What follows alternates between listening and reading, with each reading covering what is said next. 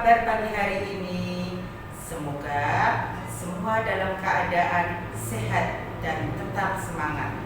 Nah, anak-anak, pagi hari ini materi yang akan Bu Eva sampaikan yaitu melanjutkan materi yang kemarin, yaitu kalimat dan paragraf. Ya, sebelum materi pagi hari ini, mari kita awali pelajaran bahasa Indonesia dengan membaca bacaan Bismillahirrahmanirrahim. Nah, jangan lupa kalian semua tetap harus fokus. Nah, sebelum memasuki materi kalimat dan paragraf, Bu Eva akan memberikan kuis terlebih dahulu dalam bentuk soal. Nah, soal ini ada kaitannya dengan materi yang kemarin dan kalian boleh menyimak kembali video yang kemarin. Silakan boleh dicatat. Anak-anak, ya, sebutkan tanda baca apa saja yang digunakan untuk mengakhiri sebuah kalimat. Ya, saya ulang lagi pertanyaannya. Sebutkan tanda baca apa saja yang digunakan untuk mengakhiri sebuah kalimat. Nah, jawabannya silahkan nanti bisa ditulis di komen berikut ini. Nah, nanti yang beruntung akan mendapatkan souvenir cantik dari Bu Eva. Siap anak-anak? Ya, semangat ya. Nah, sekarang masuk ke materi pagi hari ini, yaitu kalimat dan paragraf. Ya, karena pentingnya kalimat dan paragraf, maka Bu Eva akan membahas dengan khusus. Masih ingat pelajaran yang kemarin? Kalimat pada dasarnya dibedakan atau dikelompokkan menjadi 4 kalimat. Masih ingat kemarin kalimat apa saja? Ya, coba kita ulang bersama-sama. Yang pertama, kalimat berita. Yang kedua, kalimat tanya. Yang ketiga, kalimat perintah. Dan yang keempat adalah kalimat seru. Nah, tentu saja Bu Eva yakin kalian sudah tahu ciri-cirinya. Jika belum hafal, nanti kalian bisa menyimak pelajaran yang kemarin. Oke, anak-anak, pagi hari ini Bu Eva akan fokus ke kalimat perintah. Ya. Anak-anak, sebenarnya kalimat perintah itu bermacam-macam atau dapat dibedakan menjadi beberapa kalimat. Nah, yang pertama yang termasuk kalimat perintah yaitu kalimat suruhan. Kalimat suruhan disebut juga dengan kalimat perintah biasa. Nah, contoh kalimat suruhan: bukalah pintu itu, ya. Matikan AC, tutup jendela itu. Nah, itu semua adalah kalimat suruhan atau kalimat perintah biasa. Nanti kalian bisa mencari sendiri. Anak-anak, jika kalimat suruhan atau kalimat perintah biasa, Bu Eva tambahkan dengan kata tolong. Misalnya, bukalah pintu itu. Saya tambahkan kata tolong. Tolong, bukalah pintu itu. Nah, nanti akan menjadi kalimat permintaan. Nah, jadi kalimat perintah yang kedua yaitu kalimat permintaan. Cirinya apa? Cirinya apa anak-anak? Nah, cirinya di situ ada kata tolong, saya minta, dan bisakah. Nah, contohnya tadi ya, tolong tutuplah pintu itu. Saya minta anak-anak belajar dengan sungguh-sungguh. Bisakah anak-anak diam sebentar? Nah, Itu semua adalah contoh kalimat permintaan. Coba kalian bandingkan dengan kalimat perintah biasa atau kalimat suruhan tadi. Apa yang kalian rasakan anak-anak? Ya, coba tutuplah pintu itu dengan tolong tutuplah pintu itu. Menurut anak-anak mana yang lebih halus? Nah, tentu saja yang lebih halus jika ditambah dengan kata tolong. Tolong tutuplah pintu itu. Tolong ambilkan tas saya di atas meja. Nah, itu adalah kalimat permintaan. Jadi, dapat dikatakan kalimat permintaan itu adalah kalimat perintah yang halus atau lebih sopan. Itu yang kedua. Kemudian yang ketiga apa anak-anak? Ya, yang ketiga ada kalimat perintah yang lebih sopan lagi atau lebih halus lagi dari kalimat permintaan, yaitu ditambahkan dengan kata mohon. Ya, jadi kalimat perintah yang ditandai dengan kata mohon, ya, itu adalah kalimat permohonan. Ya, paham ya? Kalimat permohonan itu kalimat perintah yang paling halus. Tadi sebenarnya kalimat permintaan tadi sudah halus, tapi ada yang lebih halus lagi, yaitu kalimat permohonan. Cirinya ada kata mohon. Contohnya, mohon peserta lomba hadir tepat waktu. Itu ya contohnya. Nanti kalian bisa membuat contoh sendiri.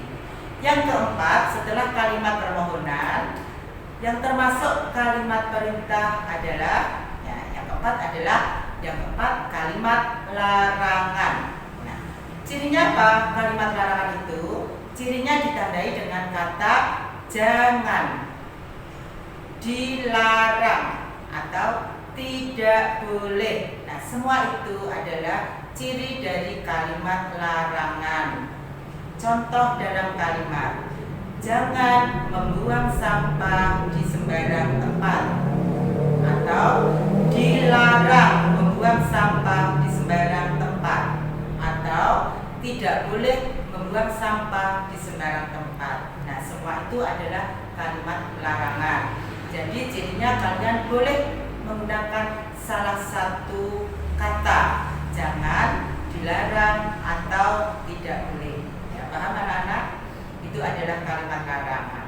Berikutnya yang kelima, yaitu kalimat ajakan. Ya, cirinya apa kalimat ajakan? Kalimat ajakan ditandai dengan kata bisa ayo, mari, yuk. Nah, itu ya salah satu contoh kalimat ajakan. Nah, contoh dalam kalimat, mari kita membuang sampah di tempat sampah. Ayo kita sholat berjamaah tepat waktu. Misalnya, itu adalah kalimat ajakan. Nah, itu tadi dari 1 sampai nomor 5 tadi adalah bagian dari kalimat perintah. Ya, saya ulang. Tadi kalimat perintah itu dapat dibedakan menjadi 5 ya. Tadi ada kalimat apa? Yang pertama kalimat perintah biasa, yang kedua kalimat permintaan, yang ketiga kalimat permohonan, yang keempat kalimat larangan, dan yang kelima kalimat ajakan. Ya, bisa dipahami anak-anak? Ya, kalau bisa kita lanjut ke kalimat pengharapan atau kalimat harapan. Nah, karena ini juga sering keluar dalam ujian, maka Bapak sampaikan sekalian ya. Ciri dari kalimat harapan atau kalimat pengharapan itu ditandai dengan kata semoga, mudah-mudahan, atau saya berharap. Nah, pilih salah satu. Apa saja? Semoga, mudah-mudahan, saya berharap, bisa juga moga-moga juga bisa ya. Nah, contohnya, semoga keadaanmu di sana baik-baik saja. Nah, contoh yang pertama, ya saya ulang, Semoga keadaanmu di sana baik-baik saja. Di situ ditandai atau diakhiri dengan tanda baca titik. Nah, sekarang contoh yang kedua. Semoga keadaanmu di sana baik-baik saja ya. Nah, apa bedanya anak-anak? Contoh yang kedua, di situ ada kata ya. Nah, perhatikan. Kalau ada kata ya, tidak diakhiri dengan tanda titik, tetapi diakhiri dengan tanda seru. Paham ya? Nah, jadi dapat dikatakan atau dapat disimpulkan ada dua cara penulisan kalimat harapan. Yang pertama, kalimat harapan yang diakhiri dengan tanda titik. Contohnya tadi, semoga keadaan orang tuamu baik-baik saja. Titik. Nah, yang kedua, kalimat harapan yang diakhiri dengan tanda seru. Nah, contohnya, mudah-mudahan orang tuamu di sana baik-baik saja ya, diakhiri dengan tanda seru. Nah, itu ya bedanya. Kalau ada kata ya, itu diakhiri dengan tanda seru. Jangan lupa sebelum kata ya itu menggunakan tanda koma terlebih dahulu. Jadi itu kalimat harapan atau kalimat pengharapan. Nah, untuk sementara waktu kalimat sampai di sini dulu ya. Besok masih bervariasi lagi, akan kita kembangkan lagi.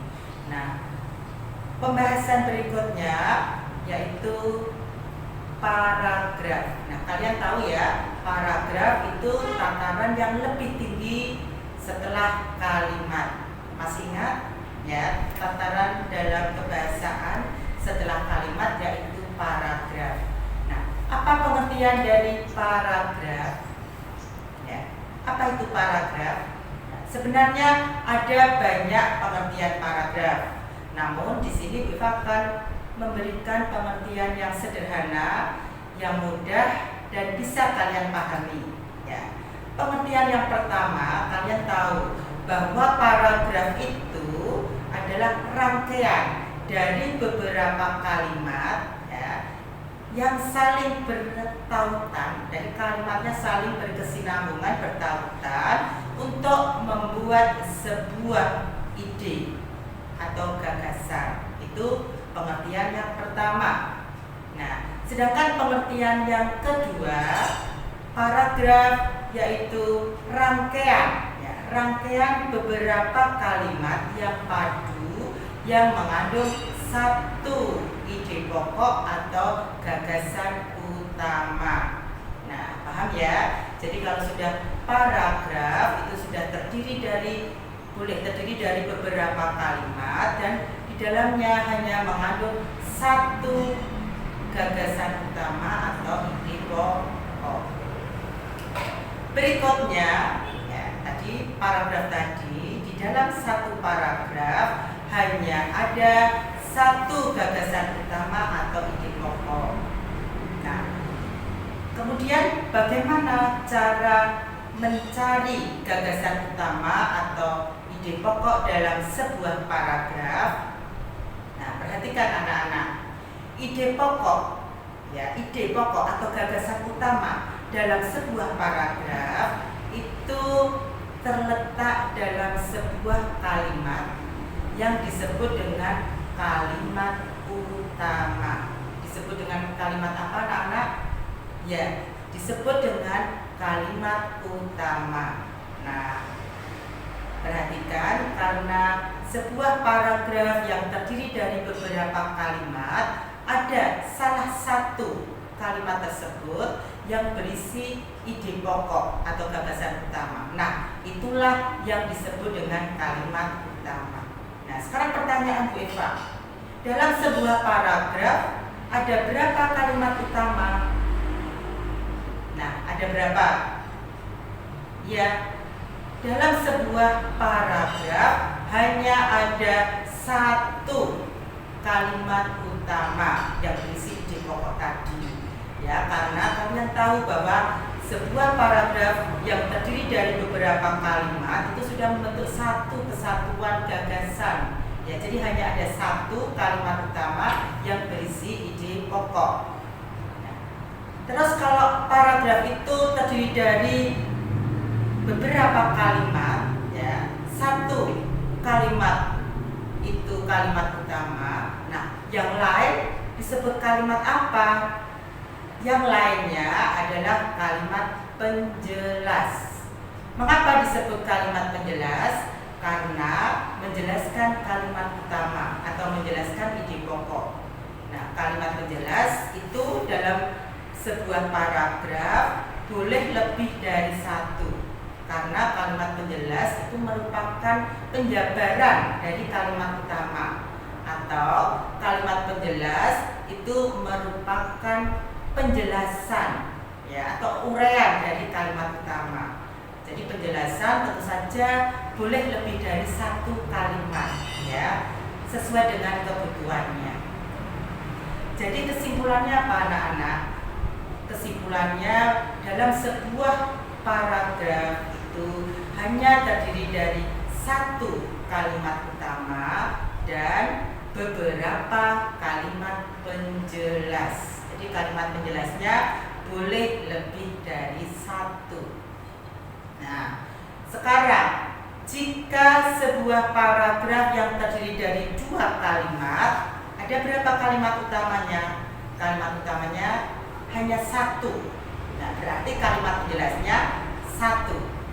Itu ya. Nah, sekarang kalau paragraf yang terdiri dari tiga kalimat, ada berapa kalimat utamanya? Kalimat utamanya satu. Nah, berarti kalimat penjelasnya ada berapa? Dua kalimat penjelas. Paham, anak-anak? Nah, sekarang kalau sebuah paragraf terdiri dari 4 kalimat, kalimat utamanya ada berapa, anak-anak? Ya, tetap satu. Kalimat utamanya hanya satu saja. Nah, sedangkan yang lain, yang 3 kalimat itu adalah kalimat penjelas. Bisa dipahami ya, anak-anak? Nah, berikutnya, bagaimana cara menemukan ide pokok dalam sebuah paragraf itu? Nah, kalian sudah tahu tadi bahwa ide pokok itu selalu ada di dalam kalimat utama. Nah, maka langkah pertama yang harus kalian cari atau yang harus kalian temukan adalah kalimat utamanya terlebih dahulu.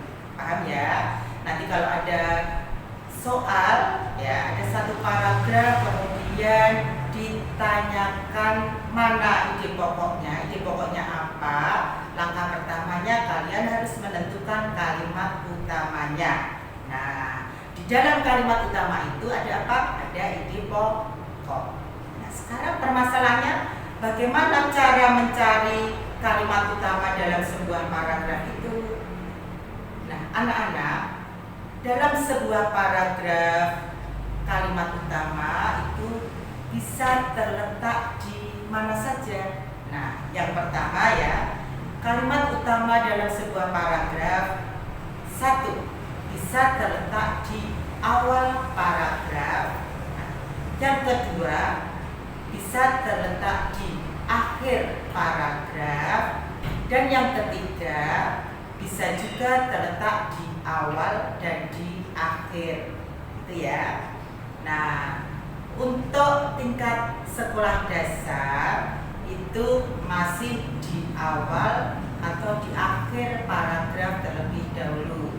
Sedangkan nanti di sekolah lanjutan itu kalian bisa menemukan paragraf yang letaknya di awal sekaligus di akhir. Nah, untuk kali ini Viva akan membahas paragraf yang letak kalimat utamanya di awal dan di akhir. Nah, contohnya sebagai berikut. Nah, silakan ya. Ini yang pertama, contoh paragraf yang letak kalimat utamanya di awal paragraf. Nah, perhatikan paragraf tersebut. Saya bacakan ya. Bama, anak yang rajin. Setiap hari ia selalu bangun sebelum subuh. Ia tidak pernah datang terlambat ke sekolah. Buku kegiatannya selalu diisi dengan rapi. Tugas-tugas dari Bapak Ibu guru selalu dikerjakan tepat waktu. Nah, itu ada contoh satu paragraf anak-anak ya, masih sederhana saja. Nah, coba dalam paragraf tersebut ada berapa kalimat? Ya, masih ingat kalimat tadi ya, pertemuan sebelumnya kalimat itu selalu diawali dengan huruf kapital dan diakhiri dengan tanda baca. Nah, dalam paragraf tersebut kebetulan tanda baca yang mengakhiri ya, paragraf tersebut atau kalimat tersebut adalah tanda titik. Nah, coba kita hitung bersama-sama ya. Bama, anak yang rajin, titik, itu satu kalimat. Nah, kemudian setiap hari ia selalu bangun sebelum subuh, titik, berarti dua kalimat. Ia tidak pernah datang terlambat ke sekolah, titik, ada tiga kalimat. Buku kegiatannya selalu diisi dengan rapi, 4. Tugas-tugas dari Bapak Ibu guru selalu dikerjakan tepat waktu, 5. Nah, paragraf tersebut terdiri atas 5 kalimat. Nah, dari 5 kalimat tersebut ada berapa kalimat utamanya anak-anak? Ada berapa? Ya, ada 1. Ingat ya, karena sebuah paragraf hanya ada atau hanya memiliki 1 kalimat utama saja yang di dalamnya ada ide pokok. Nah, berarti yang 4 kalimat tadi kalimat apa? Yang 4 tadi adalah kalimat penjelas, karena menjelaskan atau menguraikan atau menjabarkan dari kalimat utama. Nah, ini tadi contoh paragraf yang letak kalimat utamanya di awal. Coba kita analisis bersama-sama. Bama, anak yang rajin. Ya, rajin. Rajin itu yang bagaimana? Kadang-kadang masih tanda tanya ya, karena ini masih luas, masih umum. Nah, maka perlu dijelaskan dengan kalimat penjelas. Ya. Coba perhatikan kalimat yang kedua.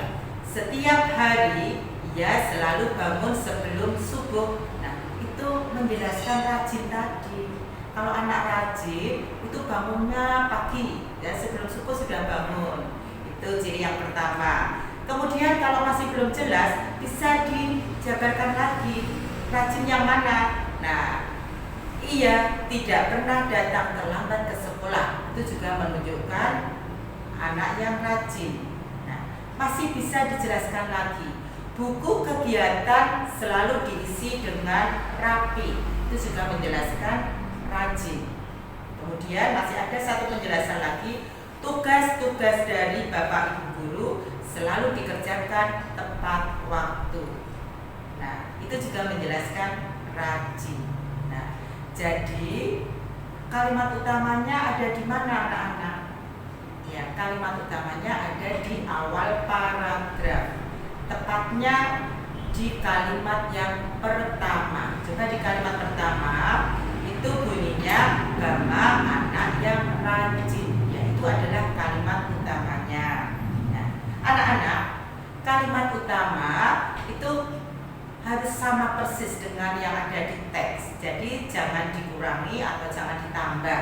Jadi kalimat utamanya ya Bama, anak yang rajin. 1 kalimat penuh dari awal sampai titik, itu ya. Nah, kemudian kalian tahu di dalam kalimat utama itu tadi ada ide pokok. Nah, sekarang ide pokoknya apa? Kalau kalimat utamanya Bama, anak yang rajin, kira-kira ide pokoknya apa? Di situ ada ide pokok apa? Ini membicarakan rajin ya, anak rajin. Bisa ide pokoknya anak rajin atau Bama rajin, itu juga bisa. Ya, paham? Nah, jadi dalam paragraf tersebut ya, kalimat utamanya adalah Bama anak yang rajin. Terletak dalam kalimat keberapa? Kalimat yang pertama. Ide pokoknya Bama rajin boleh, atau anak rajin juga boleh, atau rajin itu saja juga boleh. Jadi kalau ide pokok itu boleh bervariasi, yang penting intinya sama. Ya, gagasan pertamanya itu adalah rajin atau anak yang rajin. Paham ya? Nah, kalau kalian menjumpai paragraf seperti ini, ya, paragraf yang letak kalimat utamanya ada di awal paragraf atau kalimat yang pertama, itu disebut dengan paragraf deduktif. Ya, paragraf apa? Paragraf deduktif. Jadi apa kira-kira pengertian dari paragraf deduktif, anak-anak? Paragraf deduktif yaitu paragraf yang letak kalimat utamanya atau ide pokoknya ada di awal paragraf, itu ya. Berikutnya yang kedua, ya, yaitu paragraf yang letak kalimat utamanya di akhir paragraf. Nah, di sini contohnya sama, hanya dibalik saja. Jadi dari paragraf deduktif tadi bisa diubah menjadi paragraf induktif, atau dari, ya, paragraf yang kalimat utamanya di awal, ya, itu bisa diubah menjadi kalimat utamanya di akhir. Contohnya bagaimana? Silahkan disimak contoh berikut. Nah, jika kalimat utamanya di akhir, berarti kalimat yang di awal, ya, di kalimat yang pertama, 2, 3, 4 tadi adalah kalimat penjelas terlebih dahulu. Boleh ya, kalimat penjelas dulu, baru nanti disimpulkan. Nah, contohnya kalimat yang pertama, setiap hari Bama selalu bangun sebelum subuh. Ia tidak pernah datang terlambat ke sekolah. Buku kegiatannya selalu diisi dengan rapi. Tugas-tugas dari Bapak Ibu guru selalu dikerjakan tepat waktu. Nah, baru disimpulkan, memang Bama anak yang rajin. Nah, jadi paragraf tersebut kalimat utamanya ada di bagian akhir paragraf. Jika kalian menjumpai paragraf seperti itu yang kalimat utamanya ada di akhir, nah, kalian bisa menyebutnya atau disebut dengan paragraf induktif. Nah, ciri-ciri paragraf induktif yang pertama, ya, kalimat utamanya menunjukkan suatu kesimpulan. Jadi diuraikan dulu, penjelasan dulu. Tadi bangun sebelum subuh, Bama selalu bangun sebelum subuh setiap hari. Kemudian tidak pernah datang terlambat. Buku kegiatan selalu dikerjakan, selalu diisi dengan rapi. Kemudian tugas-tugas dari Bapak Ibu guru dikerjakan tepat waktu. Oh, berarti disimpulkan, kesimpulannya, oh, Bama itu anak yang rajin. Nah, berarti ini kalimat utamanya ini ada di akhir yang menunjukkan kesimpulan, yang menyatakan kesimpulan dari kalimat sebelumnya. Paham ya? Nah, itu adalah paragraf induktif, ya, paragraf induktif. Saya ulang lagi, untuk paragraf induktif, nah, yang pertama, ya, kalimat utamanya di akhir paragraf menunjukkan adanya suatu kesimpulan atau menyatakan kesimpulan. Jadi tadi penjabaran dulu, penjelasan, baru menyimpulkan. Nah, cirinya apa? Ciri berikutnya ditandai, biasanya ditandai dengan kata jadi, memang, itulah, dan lain-lain. Nah, biasanya yang sering keluar di tingkat SD ada jadi, memang, itulah. Nah, itu ya, diingat-ingat ya. Itu adalah ciri kalimat atau ciri paragraf induktif. Nah, yang kalimat utamanya ada di akhir paragraf. Nah, jadi coba perhatikan ya. Saya ulang lagi. Di sini ya, kalimat utamanya ada di kalimat keberapa anak-anak? Coba kalimat utamanya ini yang Bu Eva beri merah ya, beri Bu Eva cetak merah, ini kalimat utamanya. Ada di kalimat yang 1, 2, 3, 4, 5. Ya, ini adalah kalimat utamanya. Sedangkan kalimat 1, 2, 3, 4 ini uraian terlebih dahulu atau merupakan kalimat penjelas. Jadi dijabarkan dulu baru nanti disimpulkan. Nah, kesimpulan ini adalah kalimat utama. Nah, jadi jika kalian menjumpai paragraf seperti ini, paragraf yang letak kalimat utamanya ada di akhir paragraf, disebut paragraf induktif. Disebut paragraf apa? Disebut paragraf induktif ya, karena kalimat utamanya atau ide pokoknya ada di akhir paragraf. Nah, coba paragraf ini kalimat utamanya apa anak-anak? Bunyinya apa? Nah, bunyinya kalimat utamanya ya ini kalimat yang kelima. Memang Bama anak yang rajin. Ini kalimat utamanya. Kemudian ide pokoknya apa? Nah, ide pokoknya anak rajin atau Bama rajin, boleh begitu saja. Karena kalian tahu bahwa ide pokok ada di dalam kalimat utama. Nah, nanti kalau kalian mau mencari kalimat utama dan ide pokok, yang langkah pertama baca dulu paragrafnya. Kemudian kalian tentukan kalimat utamanya. Nah, biasakan ya, misalnya kalian bisa menggarisbawahi dulu kalimat utamanya ada di awal atau di akhir, digarisbawahi. Kalau kalimat utamanya sudah digarisbawahi, nah silahkan dicari ide pokoknya. Nah, ide pokok adalah inti dari kalimat utama.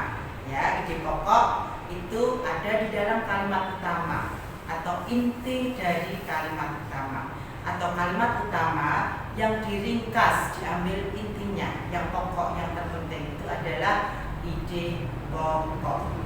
Nah, kira-kira bisa dipahami anak-anak? Nah, saya kira itu dulu materi hari ini ya. Kalian sudah tahu kalimat utama dan ide pokok ya, baik itu paragraf deduktif maupun paragraf induktif. Nah, sampai di sini kalau ada yang belum paham silahkan ditanyakan ya. Selamat belajar anak-anak, selamat mencoba, tetap semangat meskipun kalian belajar di rumah ya. Ingat, manjada wajada. Barang siapa yang bersungguh-sungguh tentu saja akan meraih kesuksesan. Alhamdulillah birobbil alamin. Wassalamualaikum warahmatullahi wabarakatuh. Salam jumpa.